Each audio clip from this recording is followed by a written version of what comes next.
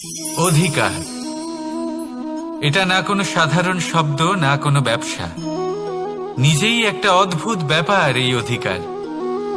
স্বয়ং ঈশ্বর মানুষকে জীবন বাঁচার অধিকার দিয়েছেন, কিন্তু যখন কোনো নারীর অধিকারের প্রশ্ন আসে তখন সেই অধিকারের সাথে কর্তব্য জুড়ে যায়। এবার নারীর অনেক অধিকারের মধ্যে একটা অধিকার হলো নিজের স্বামী নির্বাচন করা। নির্বাচন করা কে হবে তার অর্ধাঙ্গ, এমন একজন ব্যক্তি নির্বাচন করা যিনি নিজের সাথে, নিজের স্ত্রীর সাথে, সমগ্র পরিবারের সাথে এই সমগ্র সমাজের পরিস্থিতিকে উন্নত করতে পারেন। তাহলে ভাবুন, নিজের জন্য স্বামী বেছে নেওয়া কত বড় অধিকার, আর যোগ্য স্বামী বাছা তার থেকেও বড় কর্তব্য। তাই নারীর অধিকারের সাথে যখন কর্তব্য শব্দ জুড়ে যায়, অধিকার নামক শব্দের মাহাত্ম্য আরো বেড়ে যায়। আপনিও নিজের জীবনে নিজের অধিকারের সাথে কর্তব্যকে জুড়ে দেখুন। যদি এরকম করেন তাহলে সমস্ত স্বপ্ন পূর্ণ হবে, আর মন প্রসন্ন হয়ে বলবে, রাধা রাধা। আপনি কি কখনো কোনো উঁচু পর্বতের শিখরে পৌঁছতে পেরেছেন?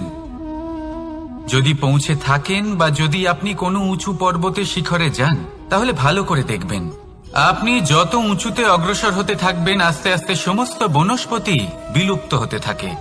তারপরে সমস্ত গাছপালা, পশু পাখি সব বিলুপ্ত হতে থাকে। শেষ পর্যন্ত সেই শিখরে থেকে যায় শুধুমাত্র শান্তি, নীরবতা।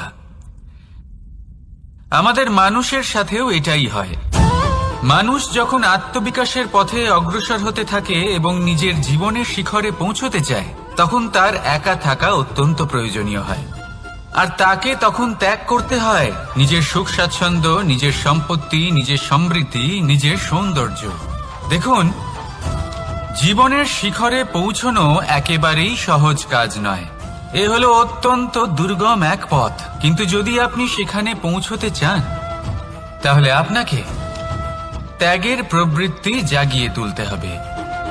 ত্যাগ কি সেটা জানতে হবে, কারণ ত্যাগের ফলেই মনে শান্তি আসে, আর সেই শান্তির ফলে মনে উৎপন্ন হয় প্রেম। আর এই প্রেমই হল জীবনের অন্তিম লক্ষ্য। তাহলে আসুন আমার সাথে ভালোবেসে বলুন, রাধা রাধা। কর্ম, কর্ম সর্বদাই শান্ত মনে করুন। ভিতের সেই ইটের মতো করুন যে শান্তভাবে 7 হাত গভীরে অবস্থান করে। সবার চোখ যায় শিখরের সেই পতাকার দিকে, কিন্তু শিখরে থাকা সেই পতাকা প্রতীক হলো ভিতের মধ্যে থাকা সেই ইটের শক্তির, যে শান্ত মনে নিজের কাজ করে গেছে। তাই এইভাবেই নিজের কর্ম করুন শান্ত মনে, সন্তোষ ভাব নিয়ে। কলরব যা করার তা আপনার সাফল্যকে করতে দিন, কারণ যখন সাফল্যের এই জয় জয়কার চারিদিকে ছড়িয়ে পড়ে, তখন কর্মের এই মৌনতা আরো শক্তিশালী হয়ে ওঠে। তাহলে আসুন আমার সাথে ভালোবেসে বলুন, রাধা রাধা। পরীক্ষা এমন একটা শব্দ যেটা শুনে সংসারের বেশিরভাগ মানুষই ভয়ভীত হয়ে পড়েন। কারণটা কি? অসফলতার ভয়। পরীক্ষা এই শব্দের যদি আমি অন্য দিকটা দেখাই, তার তাৎপর্য এই নয় যে আপনার দুর্বলতা সবার সামনে তুলে ধরবে। এটা তো হলো সেই যুক্তি যা আপনার বল, সাহস, শক্তিগুলি সবার সম্মুখে তুলে ধরবে। আগে হ্যাঁ, এটাই হলো সেই যুক্তি। আপনি নিজেই কখনো দেখবেন পরীক্ষার সময় আপনার অন্তরের অনেক গুণ বাইরে বেরিয়ে আসে। এমন কোন শক্তির উদ্ভব হয় যার বিষয়ে আপনি নিজেও জানতেন না, ঠিক কিনা? তাই এই পরীক্ষাকে কখনো ভয় পাবেন না। বিশ্বাসের সাথে নির্ভীক হয়ে এটার সম্মুখীন হন। দিনের শেষে এই পরীক্ষা শুধুই আপনাকে উজ্জ্বল করবে, আপনাকে আরো শ্রেষ্ঠ করে তুলবে। তাহলে আসুন আমার সাথে ভালোবেসে বলুন, রাধা রাধা। জলে জলকেলি করতে কে না ভালোবাসেন? আমাদের মধ্যে প্রত্যেক মানুষ চান কোথাও একটা সরোবরে কোনো নদীতে জলের মাঝে জলক্রীড়া করে আনন্দ উপভোগ করতে, তাই তো? এবার বলুন, আমাদের মধ্যে এমন কে কে আছেন যারা সাগরের ঢেউয়ের মধ্যে এক পাড় থেকে অন্য পাড়ে সাঁতার কেটে যাবার সাহস রাখেন? কে আছেন এমন? এবার এই কাজ তো হলো অত্যন্ত কঠিন। আমরা পার পছন্দ করি, জলকেলি করতে ভালোবাসি, কিন্তু পাড়ের কাছে, সমুদ্রের ঢেউয়ে নয়। কিন্তু একটা কথা মনে রাখবেন, যেই দিন এই পাড়ের কথা ভুলে গিয়ে আমরা সাগরের ঢেউয়ের সাথে লড়াই করার সাহস রাখব, সেই দিনই সাগরের ঢেউয়ের সাথে লড়াই করার শক্তিও আমরা পেয়ে যাব। পার আমাদের অত্যন্ত প্রিয়, আমাদের সুরক্ষিত রাখে, কিন্তু এটা আমাদের দুর্বল করে তোলে।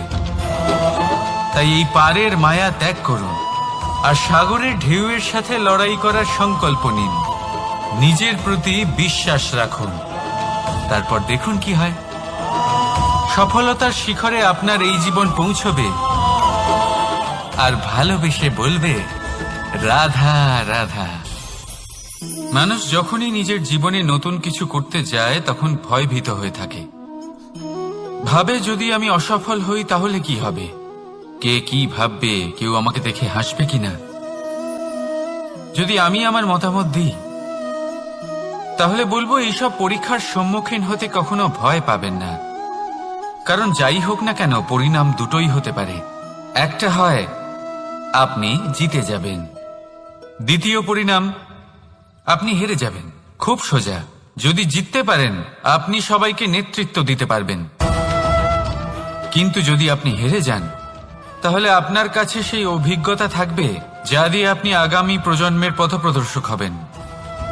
এবার ভাবুন, এই অভিজ্ঞতা দ্বারা আপনি কাউকে সাহায্য করছেন, যা দিয়ে সে নিজের স্বপ্ন পূরণ করতে পারবে। খুব পুণ্যের বিষয় এটা। একটা সহজ কথা জেনে রাখুন, জয় হোক বা পরাজয়, দুটো একই দিকে নিয়ে যায়, আর সেটা হলো জয়ের দিকে। শুধু নিজের দৃষ্টিভঙ্গি শুভ করে তুলুন আর নিজের পরীক্ষাগুলিকে সীমিত করে তুলবেন না। নিজের এই সীমাগুলিকে আহ্বান জানান। নিজের ব্যক্তিত্বকে বিশাল করে তুলুন, শক্তিশালী করে তুলুন। আর আমার সাথে ভালোবেসে বলুন, রাধা রাধা।